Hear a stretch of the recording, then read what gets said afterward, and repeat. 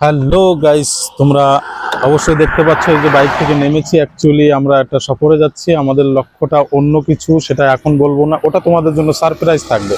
তো আমাদের লক্ষ্য এইটাই যে আমরা একটা প্যালেসে যাব, সেই প্যালেসটা তোমাদেরকে পুরোপুরিভাবে দেখাবো। তো সেই প্যালেসে এখনো পৌঁছতে আমাদের প্রায় 50 কিলোমিটার এখনো রাস্তা বাকি রয়েছে। এখন আমরা 50 কিলোমিটার সফর করে ফেলেছি অলরেডি।